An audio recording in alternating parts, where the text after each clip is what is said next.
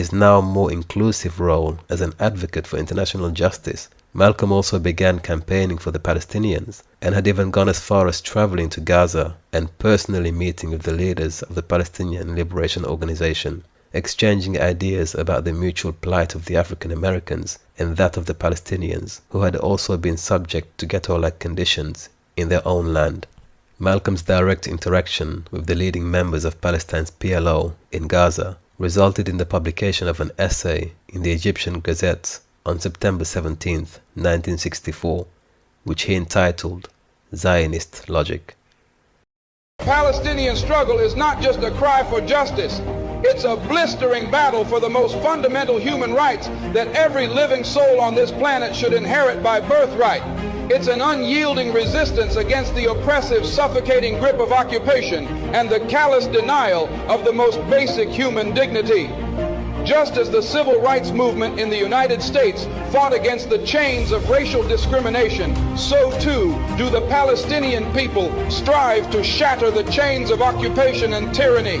Never forget, my friends, that the Palestinians, much like African Americans in the United States, have been subjected to a heart-wrenching history of suffering and torment. The birth of Israel in 1948 brought forth the mass expulsion and dispossession of hundreds of thousands of Palestinians from their ancestral homes and land.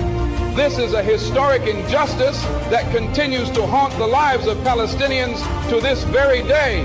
The situation in Palestine serves as a brutal reminder of the consequences of colonialism and the ruthless dispossession of indigenous people.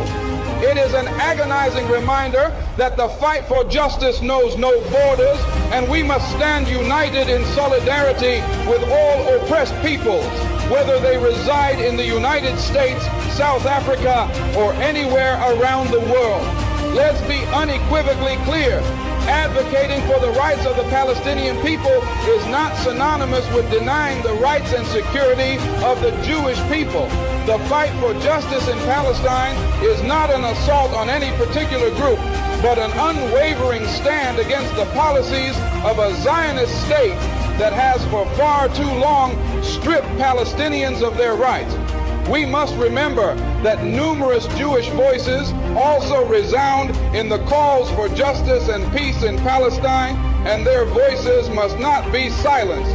In our relentless pursuit of justice for the Palestinian people, we must also acknowledge that it is in the best interest of the entire world to seek a just and enduring solution to the Israeli-Palestinian conflict. It is a pursuit in the name of peace, stability, and the dignity of all mankind.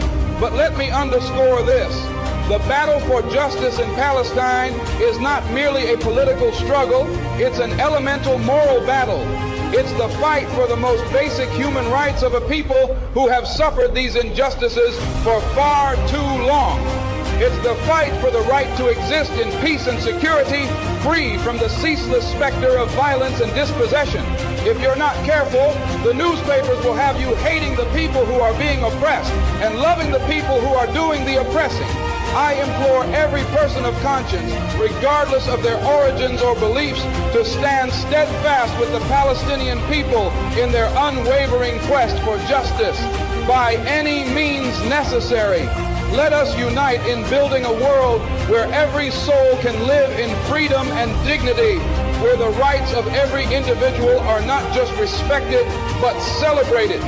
The struggle for justice in Palestine is a universal fight, a resonating echo of the battles waged by oppressed people across the globe.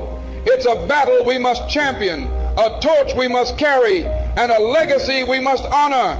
Thank you, and free Palestine.